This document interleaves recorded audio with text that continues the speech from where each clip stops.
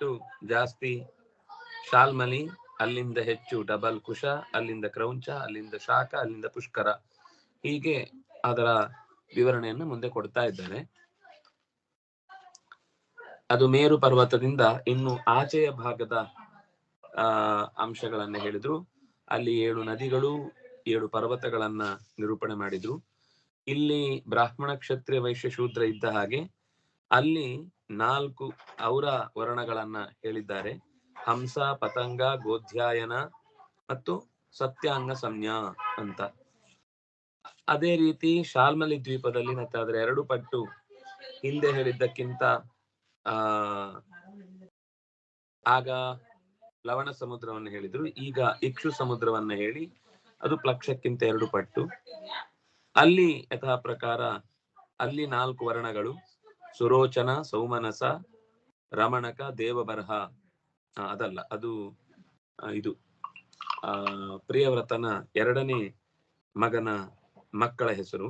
ಅಲ್ಲಿರುವ ವರ್ಣಗಳ ಹೆಸರು ಶ್ರುತಧರ, ವೀರ್ಯಧರ, ವಸುಂಧರ, ಇದ್ಮಧರ. ಅಲ್ಲಿಂದ ಮುಂದೆ ಕುಶದ್ವೀಪ. ಅಲ್ಲಿಯ ಪ್ರಾರ್ಥನೆ ಒಂದೇನು ನಾವು ನೋಡಿದ್ವಿ ಹಿಂದೆ. ಶುಕ್ಲ ಕೃಷ್ಣ ಪಕ್ಷದಲ್ಲಿ ಕ್ರಮವಾಗಿ ಪಿತೃ ಮತ್ತು ದೇವತೆಗಳು ಏನು ಪ್ರಾರ್ಥನೆ ಮಾಡ್ತಾರೆ, ಅವರಿಗೆ ಕಿರಣಗಳಿಂದ ಚಂದ್ರ ಸೋಮರಸವನ್ನ ಕುಡಿಸಿ ಚಂದ್ರಾಂತರ್ಗತನಾಗಿರುವಂತಹ ಧನ್ವಂತರಿ ನಮ್ಗೆಲ್ಲ ಉಲ್ಲಾಸ ಕೊಡಲಿ ಅಂತ ಆ ಪ್ರಾರ್ಥನೆ ಇತ್ತು. ಅಲ್ಲಿಂದ ಮುಂದೆ ಪ್ರಯ್ಯವ್ರತನ ಇನ್ನೊಬ್ಬ ಮಗ ಹಿರಣ್ಯರೇತ, ಅವನು ಮತ್ತೆ 7 ಮಕ್ಕಳಿಗೆ ಅದನ್ನು ವಿಭಾಗ ಮಾಡಿ ಕೊಟ್ಟಿದ್ದಾನೆ. ಅದರ ಹೆಸರು ಹೇಳಿದ್ದು ವಸು, ವಸುದಾನ, ದೃಢ ರುಚಿ, ನಾಭಿಗುಪ್ತ, ಸತ್ಯವ್ರತ, ವಿಪ್ರ, ವಾಮದೇವ ಅಂತ. ಅಲ್ಲಿ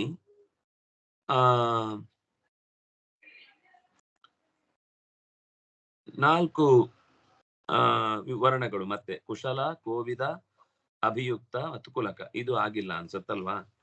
ಕುಶದ್ವೀಪದ್ದಾಗ್ಲಿಲ್ಲ. ಸರಿ. ಏನಾಯ್ತು, ಕೊನೆಗೆ ಬರ್ಲಿಲ್ವಾ? ಸರಿ.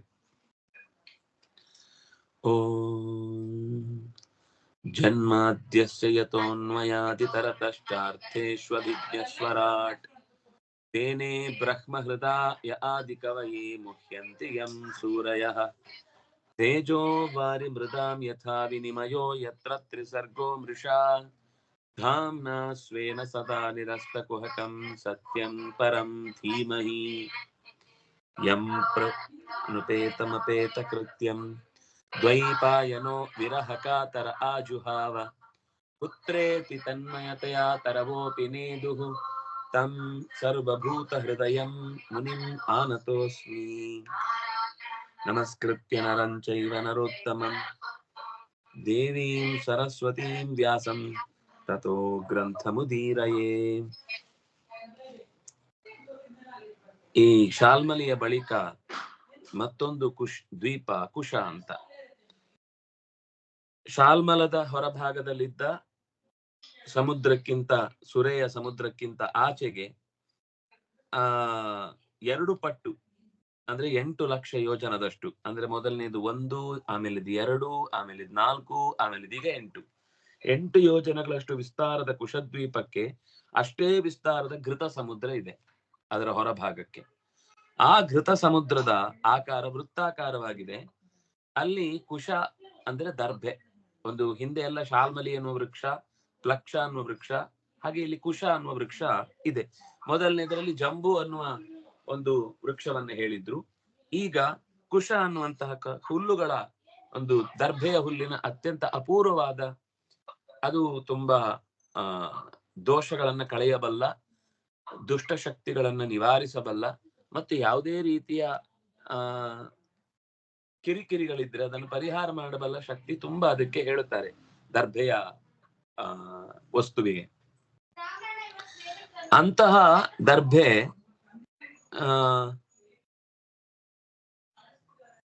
ಅದು ಬಂಗಾರದ ಹಾಗೆ ಹೊಳಿತಾ ಇದೆ ಅಂತ ಅಲ್ಲಿ ಹೇಳ್ತಾರೆ.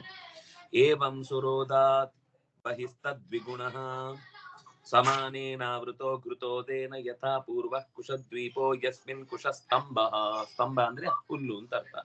ಕುಶಸ್ತಂಭ ದೇವಕೃತ, ಅದು ಸಾಮಾನ್ಯವಾದದಲ್ಲ, ದೇವಲೋಕಕ್ಕೆ ಸಂಬಂಧಪಟ್ಟಿದ್ದು. ಸದ್ವೀಪಾಖ್ಯಾಪನೋಜ್ವಲನಃ, ಅದು ದ್ವೀಪಗಳ ಮಧ್ಯೆ ಹುಟ್ಟುವ ಜ್ವಲನಃ ಬೆಂಕಿಯಂತೆ ಬಂಗಾರದ ಬಣ್ಣದಂತೆ ಹೊಳೆಯುವಂತಹ ಇವ ಅಪರಹ ಸ್ವಶಸ್ಪ ರೋಚಿಷ ದಿಶೋ ವಿರಾಜಯತಿ. ರೋಚಿಷ ಅಂದ್ರೆ ಕಾಂತಿಯಿಂದ, ಬೆಂಕಿಯ ಬಣ್ಣದ ಕಾಂತಿಯಂತೆ ಬೆಂಕಿಯ ಉರಿತಾ ಇದೆ, ಜ್ವಾಲೆ ಹೇಳ್ತಾ ಇದೆ ಅನ್ನೋ ಹಾಗೆ ಆ ಗಿಡಗಳ ರಾಶಿ ಕಾಣ್ತಾ ಇರುತ್ತೆ. ಇದು ಇಲ್ಲಿಯ ಕುಶ ಅನ್ನೋ ಶಬ್ದ ಬಂದದಕ್ಕೆ ಕಾರಣವನ್ನು ಹೇಳಿದ್ರು. ತತ್ರಾಪಿ ಅಲ್ಲಿಯೂ ಪ್ರಯವ್ರತಃ, ಪ್ರಿಯವ್ರತನ ಮಗನಾಗಿ ಒಬ್ಬ ಇದ್ದಾನೆ, ಅವನ ಹೆಸರು ಹಿರಣ್ಯರೇತ. ಅವನನ್ನ ರಾಜನನ್ನಾಗಿ ಇಲ್ಲಿ ನೆಲೆಗೊಳಿಸಿದ್ದಾನೆ. ಆದ್ದರಿಂದ ಅವನು ಆ ದ್ವೀಪವನ್ನ ತನ್ನ ಆಳ್ವಿಕೆಯಲ್ಲಿಟ್ಟ ಮೇಲೆ ಮುಂದೆ ಮತ್ತೆ ತನಗೆ ಹುಟ್ಟಿದ 7 ಮಕ್ಕಳು, ಸಪ್ತಭ್ಯ ಪುತ್ರೇಭ್ಯ ಯಥಾಭಾಗಂ ವಿಭಜ್ಯ, ಅವನು ಕೂಡ 7 ವಿಭಾಗ ಮಾಡಿ ಸ್ವಯಂತು ತಪ ಆತಿಷ್ಠತ್, ತಾನು ತಪಸ್ಸಿಗೆ ಹೋದ. ವಸುದಾನ, ದೃಢರುಚಿ, ನಾಭಿಗುಪ್ತ, ಸತ್ಯವ್ರತ, ವಿಪ್ರ, ವಾಮದೇವ, ಇದು ಅವರಿಗೆ ಇರುವ 7 ಮಕ್ಕಳ ಹೆಸರು. ಮತ್ತು ಆ 7 ದ್ವೀಪಗಳಿಗೂ ಅದೇ ಹೆಸರು. ಮಕ್ಕಳಿಗೇನು ಹೆಸರು ಅದೇ ಆ ದ್ವೀಪಗಳಿಗೂ ಹೆಸರು. ವಸುದಾನ, ದೃಢರುಚಿ, ನಾಭಿಗುಪ್ತ, ಸತ್ಯವ್ರತ, ವಿಪ್ರ, ವಾಮದೇವ. ತೇಷಾಂ ವರ್ಷೇಷು ಸೀಮಾಗಿರಯ ನದ್ಯಶ್ಚ ಅಭಿಜ್ಞಾತಾ. ಆ 7 ವರ್ಷಗಳಲ್ಲಿ ಆ ಗಡಿಯನ್ನ ಗುರುತಿಸುವಂತಹ 7 ಪರ್ವತಗಳು, ಮರ್ಯಾದ ಅಂದ್ರೆ ಗಡಿಯನ್ನ ಗುರುತಿಸುವಂತಹ 7, ಸೀಮಾ ಅಂದ್ರೆ ಅದು ಕೂಡ ಹೊರಗಿನ ಔಟರ್ ಲೈನ್ ಅಂತ. ಅದು ಸೀಮಾಗಿರಯ ಅಂದ್ರೆ ಇಲ್ಲಿಂದ ಇಲ್ಲಿ ತನಕ ಈ ಪರ್ವತಗಳಿವೆ ಅಂತ ತಿಳಿಸುವಾಗ ಈ ಪರ್ವತದ ಎಂಡಿಗೆ ಮತ್ತೊಂದು ದ್ವೀಪ ಶುರುವಾಗುತ್ತೆ ಅಂತ ಗೊತ್ತಾಗ್ಲಿಕ್ಕೆ ಬಾರ್ಡರ್ ಲೈನ್ ತರ ಅದು ಸೀಮಾಗಿರಿ. ಅಷ್ಟೇ ಅಲ್ಲ, ನದ್ಯ ಅಪರೂಪದ 7 ನದಿಗಳು ಕೂಡ ಸಪ್ತೈವ ಬಭೂವು. ಪರ್ವತಗಳು 7, ನದಿಗಳು 7. ಚಕ್ರ ಅಂದ್ರೆ ಪರ್ವತಗಳ ಹೆಸರು ಹೇಳ್ತಾ ಇದ್ದಾರೆ. ಕ್ರತುಶೃಂಗ, ಕಪಿಲ, ಚಿನ್ನಕೂಟ, ದೇವಾನೀಕ, ಊರ್ಧ್ವರೋಮ, ದ್ರವಿಣ, ಇದು ಆ 7 ಪರ್ವತಗಳ ಹೆಸರು. ಇನ್ನು 7 ನದಿಗಳು ರಸಕುಲ್ಯ, ಮಧುಕುಲ್ಯ, ಶ್ರುತವಿಂದ, ಮಿತ್ರವಿಂದ, ದೇವಗರ್ಭ, ಘೃತಚ್ಯುತ, ಮಂತ್ರಮಾಲಾ ಅಂತ 7 ಅಪರೂಪದ ನದಿಗಳು. ಈ ನದಿಗಳಿಂದ ಇಡೀ ಊರಿಗೆ ಬೇಕಾದಷ್ಟು ಸಮೃದ್ಧವಾದ ಮಳೆ ಬೆಳೆಗಳನ್ನ ಪಡ್ಕೊಳ್ಳಿಕ್ಕೆ ಇದು ಜೀವ ನದಿಗಳು ಅಂತ ಕರೀತಾರೆ. ಅಂದ್ರೆ ಅದಕ್ಕೆ ಹರಿಲಿಕ್ಕೆ ಮತ್ತೆ ಪ್ರತ್ಯೇಕವಾದ ಮಳೆ ಬರಬೇಕು, ಸೂರ್ಯನ ಕಿರಣಗಳು ಜಾಸ್ತಿ ಆಗಿ ಹಿಮ ಕರಗಬೇಕು ಅನ್ನೋ ಈ ಸಮಸ್ಯೆ ಇಲ್ಲ. ನಮ್ಗೆ ಹಾಗಲ್ಲ. ನಮ್ಗೆ ಕೆಲವಕ್ಕೆ ಹಿಮ ಕರಗಿ ಬರಬೇಕು, ಕೆಲವಕ್ಕೆ ಮಳೆ ಬಂದು ಬರಬೇಕು, ಕೆಲವಕ್ಕೆ ಎರಡೂ ಆಗುತ್ತೆ. ಎರಡೂ ತರದ್ದಿದೆ. ಇಲ್ಲಿ 4 ವರ್ಣಗಳಿವೆ: ಕುಶಲ, ಕೋವಿದ, ಅಭಿಯುಕ್ತ, ಕುಲಕ ಅಂತ. ಇದರದ್ದು ಏನು ಆಶ್ರಮ ಧರ್ಮದ ವಿಚಾರಗಳನ್ನ ಏನು ಅಲ್ಲಿ ವರ್ಣದ ಬಗ್ಗೆ ಏನು ಹೆಚ್ಚು ಹೇಳಲ್ಲ. ಆದ್ರೆ ಅಲ್ಲಿ 4 ವರ್ಣ ಇದೆ ಅಂತ ಗೊತ್ತಾಗುತ್ತೆ. ಅದು ಯಾವ ಕ್ರಮದಲ್ಲಿದೆ, ಯಾಕೆ ಹಾಗೆ ಬಂತು ಅನ್ನೋದ್ರ ಹೆಚ್ಚು ವಿವರ ನಮ್ಗೆ ಇಲ್ಲಿ ಸಿಗಲ್ಲ. ಬಹುಶಃ ಬೇರೆ ಕಡೆ ಎಲ್ಲೋ ಇರಬಹುದು. ಅದರ ಬಗ್ಗೆ ನಾವು ಸ್ವಲ್ಪ ಆಲೋಚನೆ ಮಾಡ್ಬೇಕು, ಅದರ ಸ್ವರೂಪ ಏನಿದೆ ಅಂತ. ಈ ದ್ವೀಪವಾಸಿಗಳು ಅಜ್ಞಂತರ್ಗತನಾದ ಸ್ವತಂತ್ರನಾದ ವಿಶ್ವ ಅನ್ನುವ ಹೆಸರಿನ ಭಗವಂತನ ರೂಪವನ್ನು ಉಪಾಸನೆ ಮಾಡ್ತಾರೆ. ಅದು ಹೇಗೆ ಅಂದ್ರೆ ಅಗ್ನಿಯಲ್ಲೇ ಕರ್ಮಗಳನ್ನ ಆಚರಿಸಿ, ಯಜ್ಞಾದಿಗಳನ್ನ ಆಚರಿಸಿ ಭಗವಂತನನ್ನ ಪ್ರೀತಿಸ್ತಾರೆ. ಅದಕ್ಕೊಂದು ಸುಂದರವಾದ ಪ್ರಾರ್ಥನೆ ಇದೆ. ಅವ್ರು ಮಾಡುವ ಪ್ರಾರ್ಥನೆಯ ಕ್ರಮ ಹೀಗಿದೆ: ಪರಸ್ಯ ಬ್ರಹ್ಮಣ ಸಾಕ್ಷಾತ್ ಜಾತವೇದೋಸಿ ಹವ್ಯವಾಟ್ ದೇವಾನಾಂ ಪುರುಷಾಂಗಾನಾಂ ಯಜ್ಞೇನ ಪುರುಷಂ ಯಜಾ ಇತಿ. ಓ ಅಗ್ನಿದೇವ, ನೀನು ಪರಸ್ಯ ಬ್ರಹ್ಮಣ ಸಾಕ್ಷಾತ್ ಜಾತವೇದೋಸಿ, ಪರಬ್ರಹ್ಮನಾದ ನಾರಾಯಣನ ವಿಶೇಷ ಸನ್ನಿಧಾನ ಪಾತ್ರನಾಗಿದ್ದಿ. ಹಾಗಾಗಿ ನಮ್ಮಲ್ಲಿ ಒಂದು ಬೆಂಕಿಯನ್ನ ಕಾಲಿನಿಂದ ಒತ್ತಿ ಆರಿಸುವುದು, ನಮ್ಮಲ್ಲಿ ಈಗ ಸಿಗರೇಟ್ ಹಾಕಿ ತುಳಿದು ಬಿಡ್ತಾರೆ. ನಿಜವಾಗಿ ಕೆಂಡ ಆಗಿರ್ಲಿ ಅಥವಾ ಒಂದು ಕಟ್ಟಿಗೆ ಆಗಿರ್ಲಿ, ಅದನ್ನ ಕಾಲಿನಿಂದ ಒತ್ತಿ ಎಸಿಲಿಕ್ಕಿಲ್ಲ. ಕಾಲಿಂದ ಒತ್ತಿದ್ ನಮ್ಮಲ್ಲಿ ಹೇಳುದುಂಟು, ಕಣ್ಣು ಮುಚ್ಕೊಂಡು ನಮಸ್ಕಾರ ಮಾಡು. ಪುಸ್ತಕ ಅಂದ್ರೆ ಸರಸ್ವತಿ ಅಂತ ಅರ್ಥ, ಕಟ್ಟಿಗೆ ಅಂದ್ರೆ ಅಗ್ನಿ ಅಂತ ಅರ್ಥ. ಹೀಗೆ ಪಾತ್ರೆ ನೀರನ್ನು ಕೂಡ ನಮಗೆ ತೊಳ್ಕೊಳ್ಳೋದು ಬಿಟ್ರೆ ಸುಮ್ನೆ ಇದ್ದಾಗ ಕಾಲಿಂದ ಒದ್ಕೊಂಡು ಹೋಗ್ಬಾರದು ಅಂತ. ನೀರನ್ನ ತುಳಿದ್ರೆ ಬೀಳ್ತಾರೆ ಅನ್ನೋದು ಬೇರೆ ಪ್ರಶ್ನೆ. ಆದ್ರೆ ನೀರಿನ ಸೆಲೆಯನ್ನ ಯಾವತ್ತು ಸುಮ್ನೆ ಅನಗತ್ಯವಾಗಿ ಕಾಲಲ್ಲಿ ತುಳಿದು ಅದಕ್ಕೆ ಕೆಸರು ಮಾಡುದಾಗ್ಲಿ ಉಪದ್ರ ಕೊಡುದಾಗ್ಲಿ ಮಾಡಬಾರದು ಅಂತ. ಅಂದ್ರೆ ಇದೆಲ್ಲ ನಮಗೆ ದೈವಿಕವಾದ ಒಂದು ಪ್ರಜ್ಞೆ ಇದ್ದು ನಾವು ಅದನ್ನು ಉಳಿಸ್ತಾ ಇದ್ದ ಎಕಾಲಜಿ. ಇವತ್ತೇನು ಪ್ರಾಕೃತಿಕ ರಕ್ಷಣೆಯ ಕುರಿತಾಗಿ ಮಾತಾಡ್ತಾರೆ, ಎಲ್ಲ ಪುಸ್ತಕದಲ್ಲಿರುತ್ತೆ, ಯಾವುದು ಕಾನೂನಲ್ಲಿ ಬರಲ್ಲ. ಕಾನೂನಲ್ಲಿ ಇದ್ರೂ ಕೂಡ ಕಾನೂನನ್ನು ಕೊಂಡ್ಕೊಂಡ್ಬಿಡ್ತಾರೆ. ಆದ್ರೆ ಯಾವಾಗ ಸಾಕ್ಷಾತ್ತಾಗಿ ಹೃದಯದಲ್ಲಿ ಆ ಭಾವನೆ ಇರುತ್ತೋ, ನದಿ ಅಂದ್ರೆ ಒಂದು ದೇವತೆ, ಅಗ್ನಿ ಅಂದ್ರೆ ಅದೊಂದು ದೇವತೆ, ಗಾಳಿ ಅಂದ್ರೆ ಅದೊಂದು ದೇವತೆ, ಆಗ ನಗರ ನೈರ್ಮಲ್ಯವೂ ಇರುತ್ತೆ, ಪ್ರಾಕೃತಿಕ ವಿಕೋಪಗಳಾಗುವುದನ್ನು ತಡೆಯುತ್ತೆ, ಜೊತೆಗೆ ಮಣ್ಣು ಅಂದ್ರೆ ಜಲ ಮಾಲಿನ್ಯ, ಭೂ ಮಾಲಿನ್ಯ, ಅಗ್ನಿ ಮಾಲಿನ್ಯ, ವಾಯು ಮಾಲಿನ್ಯದಂತಹ ಅನರ್ಥಗಳು ಕೂಡ ಆಗುದಿಲ್ಲ. ಯಾವಾಗ ಈ ಪ್ರಜ್ಞೆ ಹೋಯ್ತೋ ಆವಾಗ ಅದು ನಮ್ಮ ಭೋಗಕ್ಕಾಗಿರುವ ವಸ್ತು ಅಂತ ಅದನ್ನು ಹೇಗ್ ಬೇಕಾದ್ರೂ ದುಡಿಸ್ಕೊಳ್ಳುವುದು ಅಂತ ಅನ್ನುವ ದುರವಸ್ಥೆ ಬರುತ್ತೆ. ಅದು ಈಸಿ ವೇ ಆಫ್ ಲೈಫ್ ಅಂತ ನಾವು ಅದಕ್ಕೆ ಹೆಸರು ಬೇರೆ ಕೊಡ್ತೇವೆ.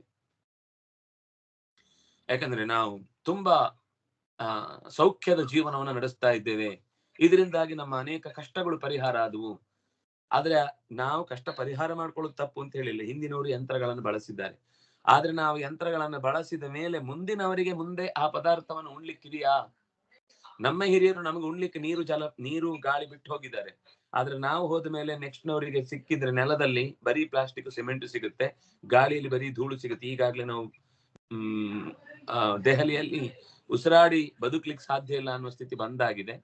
ಇನ್ನು ಸ್ವಲ್ಪ ದಿವಸಕ್ಕೆ ಹೋದ್ರೆ ಇನ್ನೂ ಅನೇಕ ತರದ ಇಂತಹ ದುರವಸ್ಥೆಗಳು ನಾವು ಅನುಭವಿಸ್ಲಿಕ್ಕಿದೆ. ಆದ್ರೆ ನೆಕ್ಸ್ಟ್ ಜನರೇಷನ್ ನಮ್ಮನ್ನೇನ್ ಅನ್ಕೊಂಡು ಬದುಕ್ತಾರೆ? ಬದುಕ್ಲಿಕ್ಕೆ ಇಲ್ಲದಂತೆ ಮಾಡಿಬಿಟ್ಟಿದ್ದಾರೆ ಅಂತ. ಆದ್ರೆ ಇನ್ನು ಇದರ ಬಗ್ಗೆ ನಮ್ಗೆ ಏನು ಅಂದ್ರೆ, ಅಯ್ಯೋ ಇಷ್ಟು ಜನಸಂಖ್ಯೆ ಆದ್ಮೇಲೆ ಇಷ್ಟು ಆಗ್ಲೇಬೇಕಲ್ವಾ ಅಂತ ಒಂದು ಪ್ರಶ್ನೆ ಬರುತ್ತೆ. ಆದ್ರೆ ಅದು ಕೂಡ 100ಕ್ಕೆ 100 ಸತ್ಯ ಅಲ್ಲ. ಯಾಕೆಂದ್ರೆ ಅದರ ಅಧ್ಯಯನವನ್ನು ಮಾಡಿ ಇಕೋಸಿಸ್ಟಮ್ ಮತ್ತು ಮನುಷ್ಯ ಇದನ್ನ ಸರಿಯಾಗಿ ಬ್ಯಾಲೆನ್ಸ್ ಮಾಡಿ ಸರಳವಾದ ಜೀವನ ನಡೆಸಿ ಪ್ರಕೃತಿ ಮೇಲೆ ದಾಳಿ ಮಾಡದೆ ತನ್ನ ಅಗತ್ಯಗಳನ್ನು ಪೂರೈಸಿಕೊಳ್ಳುವ ಒಂದು ಸರಳ ತಂತ್ರ ಇದೆ. ಅದನ್ನ ಹಿಂದಿನವರು ಹೇಗೆ ಉಪಯೋಗಿಸಿಕೊಂಡ್ರೋ ಹಾಗೆ ಉಪಯೋಗಿಸಿಕೊಂಡು ಬದುಕಿದ್ರೆ ಈ ನೆಲದಲ್ಲಿ, ಬರೀ ಈ ಭಾರತದಲ್ಲಿ 300 ಕೋಟಿ ಜನ ಆರಾಮಾಗಿ ಬದುಕಬಹುದು ಅಂತ ಇರುವಂತದ್ದು. ಅದಕ್ಕೆ ತುಂಬಾ ಅಧ್ಯಯನ ಮಾಡಿ ಆ ವಿಷಯಗಳನ್ನೆಲ್ಲ ನಿರೂಪಣೆ ಮಾಡಿದ್ದಾರೆ. ಆ ಸಂಬಂಧಗಳ ಪುಸ್ತಕವನ್ನ ನಿಮಗೆ ಬೇಕಿದ್ರೆ ನಾನು ಇನ್ನೊಂದ್ಸಲ ಸಂದರ್ಭ ಬಂದಾಗ ಕಳಿಸ್ತೇನೆ, ಹೆಸರು ಹೇಳಿ. ಅಂದ್ರೆ ಈ ತರದ ಅವಕಾಶಗಳಿದ್ದಾಗಲೂ ನಾವು ಅದನ್ನ ದೇವತ್ವದ ಕಲ್ಪನೆಗೆ ಕಡೆಗೆ ಯಾಕೆ ಕರ್ಕೊಂಡು ಹೋಗಿದ್ರು ಹಿಂದೆ? ನಮ್ಮ ಇತಿಹಾಸದಲ್ಲಿ ಇವತ್ತೇ ಆ ಪಾಠವೇ ಇಲ್ಲ. ಇತಿಹಾಸದ ಪಾಠ ಶುರುವಾಗುವುದೇ ನಮ್ಗೆ ಎಲ್ಲೋ ಚೂರು ಅಶೋಕನ್ ಬರ್ತಾನೆ, ಆಮೇಲೆ ಅದೂ ಇಲ್ಲ. ಮಧ್ಯದಲ್ಲಿ ಅಶೋಕನ ಹಿಂದೆ ಮುಂದೆ ಏನಿದೆ ಕೇಳಿದ್ರೆ ಗೊತ್ತಿಲ್ಲ. ಅದರ ನಂತರ ನೇರ ನಮಗೆ ಪ್ರವೇಶರೇ ಮೊಘಲರು, ಬ್ರಿಟಿಷರು, ಪೋರ್ಚುಗೀಸರು, ಇಲ್ಲಿಂದನೇ ಶುರುವಾಗುವುದು.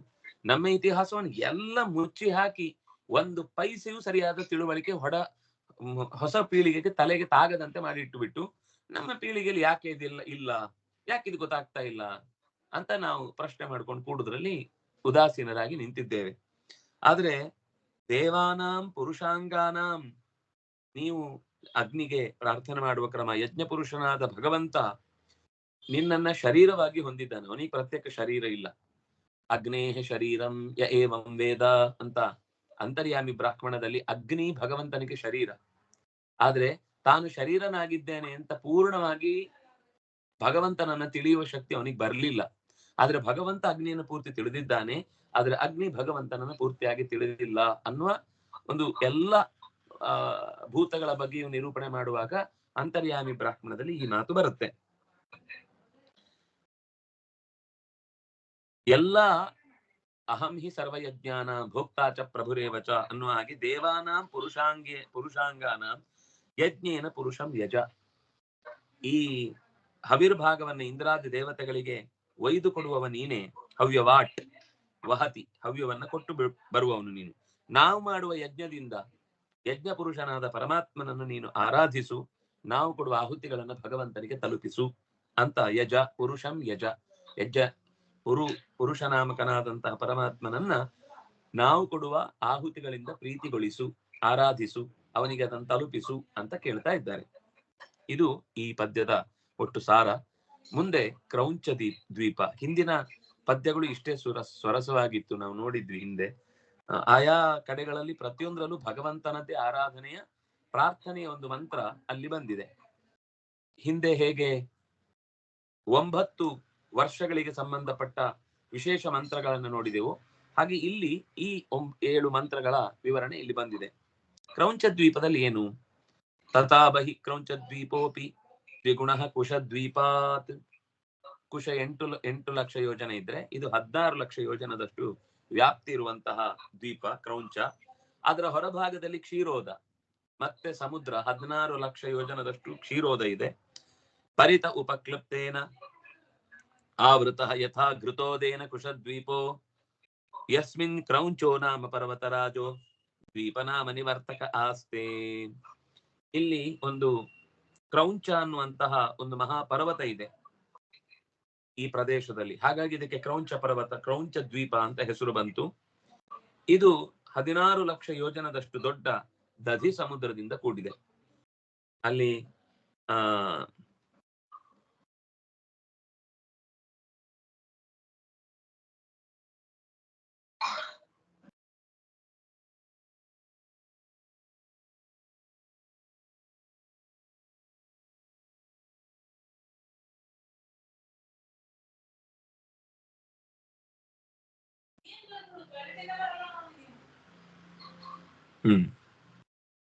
ಮುಂದಿನ ಸಾಲಿನಲ್ಲಿ ಯೋಸೌ ಗುಹ ಪ್ರಹರಣ ಉನ್ಮಥಿತ ನಿತಂಬ ಕುಂಜೋಪಿ ಕ್ಷೀರೋದೇನ ಆಸಿಚ್ಯಮಾನಃ ಭಗವತಾ ವರುಣೇನ ಅಭಿಗುಪ್ತಃ ವಿಭಯ ಬಭೂವ.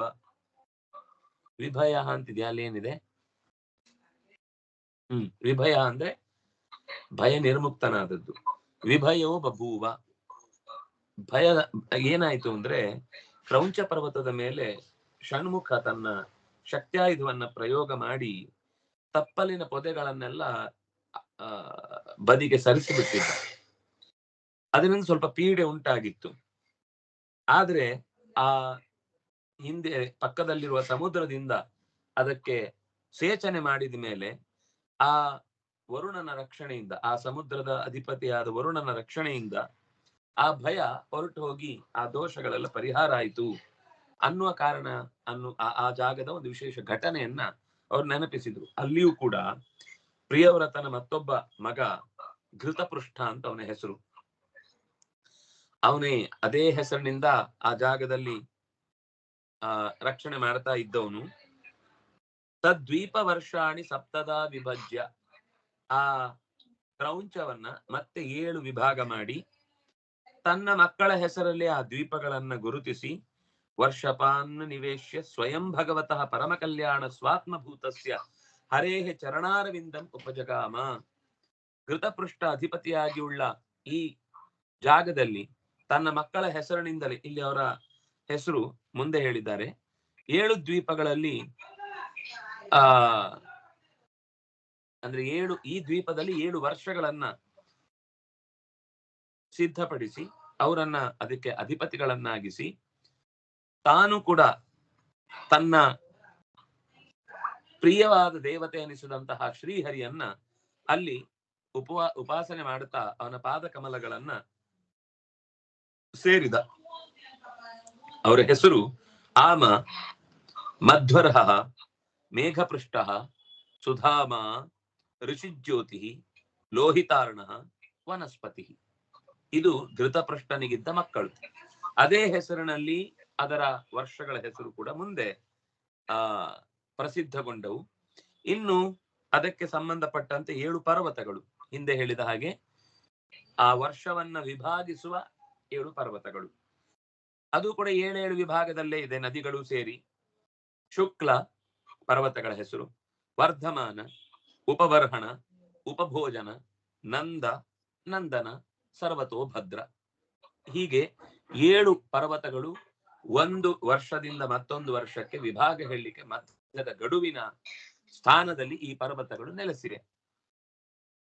7 ನದಿಗಳು ಇದೆ ಯಥಾ ಪ್ರಕಾರ: ಅಭಯ, ಅಮೃತೌಘ, ಆರ್ಯಕ, ತೀರ್ಥವತಿ, ರೂಪವತಿ, ಪುತ್ರ, ಪವಿತ್ರ, ಶುಕ್ಲ ಅಂತ ಈ 7 ನದಿಗಳು. ಯಾಸಾಂ ಅಂಬಃ ಪವಿತ್ರಂ ಉಪಯುಂಜಾನ ಗುರು ಋಷಭ ದ್ರವಿಣ ದೇವ ಸಂಜ್ಞಕಾಃ ವರ್ಷಪುರುಷಾಃ ಅಮ್ಮಯಂ ದೇವಪುರುಷಂ ದೇವಂ ಅಪಾಂ ಪೂರ್ಣೇನ ಅಂಜಲಿನ ಯಜಂತೆ. ಈ ಪವಿತ್ರ ಜಲವನ್ನ ಸೇವಿಸುತ್ತಾ 4 ವರ್ಣದವರಾಗಿ ಗುರು, ಋಷಭ, ದ್ರವಿಣ ಮತ್ತು ದೇವಕ ಅನ್ನುವ ಹೆಸರಿನಿಂದ ಇಲ್ಲಿಯ ದ್ವೀಪವಾಸಿಗಳು ತಮ್ಮ ಬದುಕನ್ನು ನಡೆಸ್ತಾ ಇದ್ದಾರೆ. ಸಮುದ್ರದ ಅಂತರ್ಯಾಮಿಯಾದ ಅಥವಾ ನೀರಿನ ಅಂತರ್ಯಾಮಿಯಾದ ಭಗವಂತನನ್ನವರು ನಿರಂತರ ಜಲಾಂಜಲಿ ಇತ್ತು ಸ್ತೋತ್ರ ಮಾಡ್ತಾರೆ. ಆ ಸ್ತೋತ್ರದ ಸ್ವರೂಪವನ್ನ ಹೇಳ್ತಾ ಇದ್ದಾರೆ.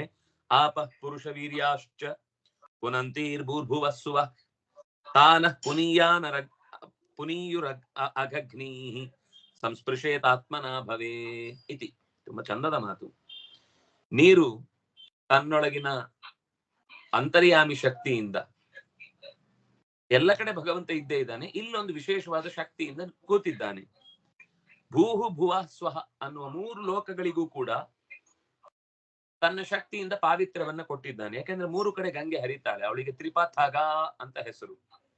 ಸ್ವರ್ಧುನಿ ಅಂತರಿಕ್ಷದಲ್ಲೂ ಓಡಾಡ್ತಾಳೆ, ಭೂಮಿಯಲ್ಲೂ ಬರ್ತಾಳೆ. ಪಾಪವನ್ನ ಕಳೆಯುವುದರಲ್ಲಿ ನೀರು ಅತ್ಯಂತ ಶಕ್ತಿಶಾಲಿ. ಯಾಕೆಂದ್ರೆ ಅದು ಹೊರಗಿನ ಕೊಳೆಯನ್ನು ಕಳೆಯುತ್ತೆ. ಭಕ್ತಿಯಿಂದ ಶ್ರದ್ಧೆಯಿಂದ ಭಗವಂತನ ನಾಮಗಳನ್ನು ಉಚ್ಚರಿಸಿ ಮುಟ್ಟಿ ಜಪಿಸಿ ನಾವು ಕುಡಿದದ್ದು ಹೌದಾದ್ರೆ ನಮ್ಮ ಒಳಗಿನ ದೋಷಗಳನ್ನು ಅದು ಕಳೀಲಿಕ್ಕೆ ಸಮರ್ಥ. ಕೇವಲ ಅಷ್ಟೇ ಅಲ್ಲ, ಮನಸ್ಸಿನ ಲೋಪದೋಷಗಳನ್ನು ರೋಗಗಳನ್ನು ಪರಿಹರಿಸುತ್ತೆ. ಮೋಕ್ಷವನ್ನ ಬಯಸುವವನಿಗೂ ಕೂಡ ಈ ಜಲ ಅತ್ಯಂತ ವಿಶೇಷವಾದ ಶಕ್ತಿಯನ್ನು ತುಂಬುತ್ತೆ. ಈ ನೀರನ್ನ ಯಾರಾದ್ರೂ ಗೊತ್ತಿಲ್ಲ, ಇಲ್ಲಿ ಹೇಳುದು ಹಾಗೆ ಹೇಳ್ತಾರೆ, ತಾನ ಪುನೀಯಾತ್ ಅಗಗ್ನಿ. ಈ ನದಿ, ಈ ನೀರು ಅಂದ್ರೆ ಭಗವಂತನನ್ನು ಜಪಿಸಿ ಮುಟ್ಟಿಸಿದ ನೀರನ್ನ ಪ್ರೋಕ್ಷಣೆ ಮಾಡಿದ್ರೆ ಒಂದು ರೀತಿ. ಇನ್ನು ಈ ಜಾಗದಲ್ಲಿರುವಂತಹ ನದಿಯನ್ನ, ನೀರನ್ನ ಸ್ಪರ್ಶ ಮಾಡಿದ್ರೆ ಅವನಿಗೆ ಅತ್ಯಂತ ಶೀಘ್ರದಲ್ಲಿ ಮೋಕ್ಷ ಆಗುತ್ತೆ. ಅಂಥ ನೀರು ನಮ್ಮನ್ನ ನಿರಂತರ ಪವಿತ್ರೀಕರಿಸಲಿ. ನಮಗೆ ಆ ನೀರು ಸಿಗದೇ ಇದ್ರು ಅಲ್ಲಿರುವ ನೀರಿನ ನದಿಗಳ ಹೆಸರನ್ನ ಸ್ಮರಿಸಿ ನಾವು ನಿತ್ಯದಲ್ಲಿ ಆವಾಹನೆ ಮಾಡಿ ನಮ್ಮ ಸ್ನಾನಕ್ಕೆ ನಾವು ಬಳಸಿಕೊಂಡ್ರೆ ಗಂಗಾದಿಗಳೇ ಬೇಕಾದಷ್ಟು. ಇಲ್ಲಿ ಅದರ ಒಂದು ವಿಶೇಷ ಹೇಳ್ತಾರೆ, ಗಂಗಾದಿ ಸ್ಮರಣೆ ಮಾಡಿದ್ರು ಆ ಪುಣ್ಯ ಇದ್ದೇ ಇದೆ. ಸಂಸ್ಪೃಶೇತ್ ಆತ್ಮನೋ ಭವೆ. ಅಭವೆ, ಅಭವೆ ಅಂದ್ರೆ ಸಂಸಾರದಿಂದ ಪಾರಾಗುವುದಕ್ಕೆ ಅತ್ಯಂತ ವಿಶೇಷವಾದ ಫಲವನ್ನು ಈ ನದಿಯ ನೆನಪಿನಿಂದ ಕೂಡಿದ ನೀರಿನಲ್ಲಿ ಸ್ಮರಣೆ ಮಾಡಿದರೆ ರೋಗ ಪರಿಹಾರ ಆಗುತ್ತೆ, ಭವರೋಗ ಕೂಡ ಪರಿಹಾರ ಆಗುತ್ತೆ ಅನ್ನೋದು ಇಲ್ಲಿನ ಮಾತು. ಮುಂದೆ ಶಾಖದ್ವೀಪದ ವಿವರಣೆ ಬರ್ತಾ ಇದೆ. ಏವಂ ಪರಸ್ತಾತ್ ಕ್ಷೀರೋದಾತ್ ಪರಿತಃ ಉಪವೇಶಿತ ಶಾಖದ್ವೀಪೋ 32 ಲಕ್ಷಣ ಯೋಜನಾಯಾಮಃ ಸಮಾನೇನ ದದಿಮಂಡೋದನೇನ ಪರಿತಃ ಉಪಕ್ಲುಪ್ತೋ ಯಸ್ಮಿನ್ ಶಾಖೋ ನಾಮ ಮಹೀರುಹಃ ಸ್ವಕ್ಷೇತ್ರ ವ್ಯಪದೇಶಕರಃ ಯಸ್ಯ ಮಹಾನ್ ಸುರಭಿಗಂಧಸ್ತಂ ದ್ವೀಪಂ ಅನುವಾಸಯತಿ. ದಧಿ ಸಮುದ್ರದಿಂದ ಇಲ್ಲೇನಾಗಿದೆ ಅಂದ್ರೆ, ನೀವು ಗಮನಿಸಿದ್ರೋ ಇಲ್ಲೋ ಗೊತ್ತಿಲ್ಲ, ನಾನು ಶ್ಲೋಕದಲ್ಲಿ ಹೇಳುವಾಗ ಅಲ್ಲಿ ಘೃತೋದಕ ಅಂತಿತ್ತು, ಇನ್ನೊಂದ್ ಕಡೆ ಕ್ಷೀರೋದಕ ಅಂತಿತ್ತು. ಆದ್ರೆ ನಾನು ಅದಕ್ಕೆ ಘೃತೋದಕ ಅಂತಾನು ಹೇಳಿಲ್ಲ, ಯಾಕಂದ್ರೆ ಹಿಂದೆ ಬಂದಾಗಿತ್ತು. ಈಗ ಕ್ಷೀರೋದಕ ಅಂತಂದ್ರು ಅದು ಹಿಂದೆ ಬಂದಾಗಿತ್ತು. ಆದ್ರೆ ಅದನ್ನ ಒಂದು ಕಡೆ ಘೃತೋದಕ ಅಂತ ಶುರು ಮಾಡಿ ಮತ್ತೊಂದ್ ಕಡೆ ಕ್ಷೀರೋದಕ ಅಂತ ಮುಗಿಸಿದ್ರು. ಅಂದ್ರೆ ಇಲ್ಲಿ ಬರುವಂತದ್ದು ಬೇರೆ ಕಡೆಯ ಉಲ್ಲೇಖವನ್ನು ನೋಡು, ಅದು ಹಾಗೊಂದು ಪ್ರಯೋಗ ಇದೆ. ತುಂಬಾ ಗಟ್ಟಿಯಾದ ಕೆನೆ ಹಾಲಿನಿಂದ ಕೂಡಿದ್ದಾಗ ಅದರಲ್ಲಿ ತುಂಬಾ ಹೆಚ್ಚು ತುಪ್ಪ ಇರುತ್ತೆ, ಆದ್ರಿಂದ ಅದನ್ನು ಘೃತ ಅಂತ ಕರೀತಾರೆ. ಮತ್ತು ಹಾಲಿನಷ್ಟು ಅತ್ಯಂತ ಸಪ್ಪೆ ಇದ್ದು, ಅಂದ್ರೆ ಅದು ಮೊಸರಾಗಿದ್ರು ಕೂಡ ಹುಳಿಯಾಗದೆ ಹಾಲಿನಷ್ಟೇ ಮಧುರವಾದ ರುಚಿಯನ್ನು ಕೊಡ್ತಾ ಇದ್ರೆ ಅದನ್ನ ಕ್ಷೀರ ಅಂತಾನು ಕರೀತಾರೆ. ಇದು ಸೂದಶಾಸ್ತ್ರಗಳಲ್ಲಿ, ಅಡಿಗೆಯ ವಿವರಣೆಗಳನ್ನು ಕೊಡುವ ಪ್ರಾಚೀನ ಶಾಸ್ತ್ರಗಳಲ್ಲಿ ಈ ಉಲ್ಲೇಖ ಬರುತ್ತೆ. ಹಾಗಾಗಿ ಮೊಸರು ಕೆಲವೊಂದ್ ಸರ್ತಿ ಘೃತದಂತೆಯೂ ಅತ್ಯಂತ ಹೆಚ್ಚು ಸ್ನಿಗ್ಧವಾದದ್ದಾಗಿರುತ್ತೆ, ಹಾಲಿನಂತೆ ಅತ್ಯಂತ ಸಿಹಿಯಾದ ರುಚಿಯಾದ ಪದಾರ್ಥವೂ ಆಗಿರುತ್ತೆ, ಹುಳಿ ಆಗಿರಬಾರದು ಅಂತ ಅರ್ಥ.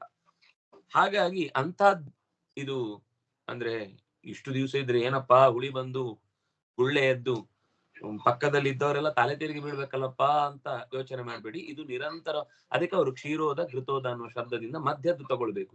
ಒಂದ್ ಕಡೆ ಘೃತ ಅಂದ್ರೆ ಒಂದ್ ಕಡೆ ಕ್ಷೀರ ಅಂದ್ರೆ, ಇದೆರಡರ ಮಧ್ಯ ಅಂದ್ರೆ ತುಪ್ಪ. ಯಾಕಂದ್ರೆ ಹಾಲು ಮೊಸರಾಗುತ್ತೆ, ಮೊಸರು ತುಪ್ಪ ಆಗುತ್ತೆ. ಅಂದ್ರೆ ಬೆಣ್ಣೆ ಇಲ್ವಾ ಅಂತ ಕೇಳ್ಬೋದು, ಬೆಣ್ಣೆಯು ತುಪ್ಪದ್ದೇ ಒಂದು ಕಾಸದೆ ಇದ್ದ ಭಾವ ಅಷ್ಟೇ, ಅದು ಇನ್ನೊಂದು ರೂಪ ಅಲ್ಲ, ಅದರದ್ದೇ ಒಂದು ಭಾವ. ಅಲ್ಲಿ ಪರ್ಯಾಯ ಆಗುದು ಅಂತ ಏನಿಲ್ಲ, ಬಿಸಿಯಾದಾಗ ಅದು ಕಸ ಬಿಟ್ಟು ತುಪ್ಪವನ್ನು ಬಿಟ್ಟುಕೊಡುತ್ತೆ ಅಂತ. ಆದ್ರೆ ಇಲ್ಲಿ ಹಾಗಲ್ಲ, ಹಾಲಿನಿಂದ ಮೊಸರಾಗುವುದಕ್ಕೆ ತುಂಬಾ ವ್ಯತ್ಯಾಸ ಇದೆ. ಮೊಸರಿನಿಂದ ಮತ್ತೆ ಬೆಣ್ಣೆ ಅಥವಾ ತುಪ್ಪ ಬರಲಿಕ್ಕೆ ಕಡಿಯುವಂತ ಒಂದು ಪ್ರಸಂಗ ಇದೆ, ಅದು ಬೇರೆ ಆಗ್ಬೇಕಾಗುತ್ತೆ. ಹೀಗಾಗಿ ಆ 3 ಅಂಶಗಳನ್ನು ಇಟ್ಟುಕೊಂಡು ಇಲ್ಲಿ ಮಾತು ಹೇಳಿದ್ದು. ಆ ಹಿಂದೆ ಹೇಳಿದ ಹಾಗೆ ಆ ಶಾಖದ್ವೀಪದ ವಿಸ್ತಾರದ 2 ಪಟ್ಟು ವಿಸ್ತಾರ ಈ ಕ್ರೌಂಚ ದ್ವೀಪದ 2 ಪಟ್ಟು ಶಾಖದ್ವೀಪ ಇದೆ. ಈ ಶಾಖದಲ್ಲೂ ಶಾಖ ಅನ್ನುವ ಹೆಸರಿನ ಒಂದು ಅಪರೂಪದ ವೃಕ್ಷ ಇದೆ. ಅದರಿಂದ ಇದಕ್ಕೆ ಶಾಖದ್ವೀಪ ಅಂತ ಹೆಸರು ಬಂತು. ತುಂಬಾ ಪರಿಮಳಯುಕ್ತವಾದದ್ದಾದ್ರಿಂದ ಸುರಭಿಗಂಧಸ್ಥಂ ದ್ವೀಪಂ ಅನುವಾಸಯತಿ. ಇಡೀ ದ್ವೀಪದ ಸುತ್ತ ಒಂದೇ ತರದ ಅತ್ಯಂತ ಮನಸ್ಸಿಗೆ ಹಿತ ತರುವ, ದೇಹಕ್ಕೆ ಸುಖ ತರುವ ಪರಿಮಳ, ಅದು ಮೈಗೆ ಅಂಟಿದ್ರೆ ಮೈಯೂ ಆ ಪರಿಮಳ ಬರಬೇಕು, ಆ ತರದ ಒಂದು ಸುಗಂಧಿ ದ್ವೀಪ ಅದಾಗಿದೆ. ಅಲ್ಲಿ ಒಬ್ಬ ಪ್ರಿಯವ್ರತನ ಮಗ ಇದ್ದಾನೆ, ಇನ್ನೊಬ್ಬ ಅವನು ಮೇಧಾತಿಥಿ ಅಂತ ಅವನ ಹೆಸರು, ರಾಜ, ಅವನು ಕ್ಷತ್ರಿಯ.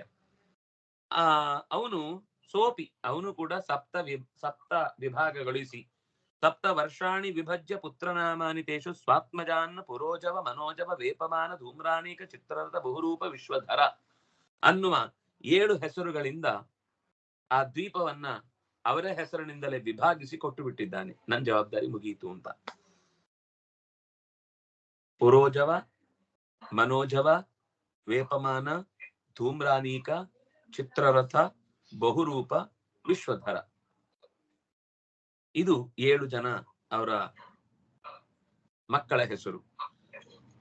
ಅವರು ಕೂಡ ಸ್ವಯಂ ಭಗವತಿ ಅನಂತೆ, ಅನಂತ ಅನ್ನುವ ಭಗವಂತನ ರೂಪವನ್ನ ಚೆನ್ನಾಗಿ ಉಪಾಸನೆ ಮಾಡಿ, ಯಾರ ಮೇಧಾತಿಥಿ ತಪಸ್ಸನ್ನ ಮಾಡಿ ಮೋಕ್ಷಕ್ಕೆ ಹೋದ ಅಂತ, ತಪಸ್ಸನ್ನ ಮೇಲೆ ತಪೋವನದಲ್ಲಿ ಇದ್ದು ತನ್ನ ಬದುಕನ್ನ ಕೊನೆಗಾಣಿಸಿದ ಅಂತ ಹೇಳುತ್ತಾರೆ. ಈ ವರ್ಷದಲ್ಲಿ ಇಲ್ಲೂ 7 ಪರ್ವತಗಳಿವೆ, 7 ನದಿಗಳಿವೆ.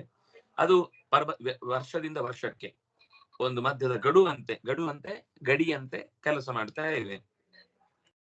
ಏನ ಪರ್ವತಗಳ ಹೆಸರು? ಈಶಾನ, ಉರುಶೃಂಗ, ಬಲಭದ್ರ, ಶತಕೇಸರ, ಸಹಸ್ರಸೋತಃ, ದೇವಪಾಲ, ಮಹಾಸನ.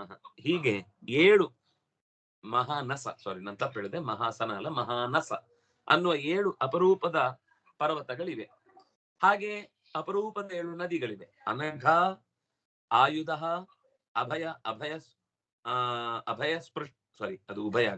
ಉಭಯ ಸ್ಪೃಷ್ಟಿ, ಅಪರಾಜಿತ, ಪಂಚಪದಿ, ಸಹಸ್ರಶ್ರುತಿ, ನಿಜಘ್ನು ಅಂತ ಹೀಗೆ 7 ಅಪರೂಪದ ನದಿಗಳು.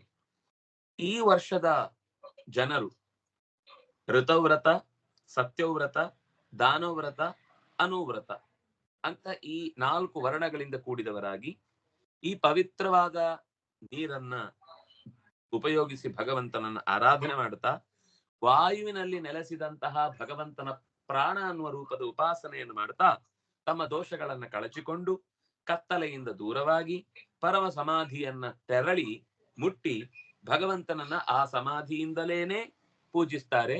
ಇದು ಶಾಖದ್ವೀಪದ ವಿಶೇಷತೆ. ಆ ಪರಿಮಳದಿಂದ ಮನಸ್ಸು ಅಷ್ಟು ಹಗುರವಾಗಿರುತ್ತೆ. ಪ್ರಾರ್ಥನೆ ಇದ್ದರೆ ದೇವರಿಗೆ ತಲುಪುತ್ತದೆ ಅಂತ ಒಂದು ಅಡ್ವರ್ಟೈಸ್ಮೆಂಟ್ ಇದೆ, ಯಾವುದು ಊದುಬತ್ತಿದ್ದು. ಅದು ನಿಜವಾಗಿ ಹೊರಗಿನಿಂದ ಊದುಬತ್ತಿದ್ದು ಹಚ್ಚಿದ್ದಾಗುದಲ್ಲ, ಅದು ಸಹಜ ಕ್ಲೀನ್ ಇರುವಾಗ ಮತ್ತು ದೀಪವನ್ನು ಹಚ್ಚುವುದರಿಂದ ಅಥವಾ ದಶಾಂಗ ಗುಗ್ಗುಲದಂತಹ ಪದಾರ್ಥಗಳನ್ನ ಉರಿಸಿದಾಗ ಒಂದು ಮಾಸದ ಒಂದು ಪರಿಮಳ ಅಲ್ಲಿ ಹುಟ್ಟುತ್ತೆ. ಇದೆಲ್ಲ ಅದು ಆರಿ ಹೋದ್ರೆ ಅದು ಪರಿಮಳ ಹೋಯ್ತು, ಹಾಗಲ್ಲ. ಮಾಸದೆ ಇರುವ ಒಂದು ವಾತಾವರಣ ನಿರ್ಮಾಣ ಆಗುತ್ತೆ. ಕೆಲವು ಪ್ರದೇಶಗಳಲ್ಲಿ ಕೆಲವೊಂದ್ಸತಿ ದುರ್ವಾಸನೆ ಇರುತ್ತೆ, ಅದು ಕ್ಲೀನ್ ಇಟ್ಟುಕೊಂಡಿಲ್ಲ ಅಂದ್ರೆ. ಇಲ್ಲ ಅಂದ್ರೆ ಕ್ಲೀನ್ ಮಾಡಿ ನಾವು ಚೆನ್ನಾಗಿ ದೀಪವನ್ನ ಹಚ್ಚಿದ್ದು ಹೌದಾದ್ರೆ ಆ ಪರಿಸರದಲ್ಲಿ ಕೂತ ತಕ್ಷಣ ಮನಸ್ಸು ಒಂಥರ ಸಮಾಧಿಗೆ ಹೋಗಿಬಿಡುತ್ತೆ, ಅಥವಾ ಆ ಉನ್ನತ ಸ್ಥಿತಿ ಟ್ರಾನ್ಸ್ ಅನ್ನ ಸೇರ್ಬಿಡುತ್ತೆ. ಅದು ಆ ಪರಿಸರದಲ್ಲಿರುವ ಸಹಜ ಗುಣ.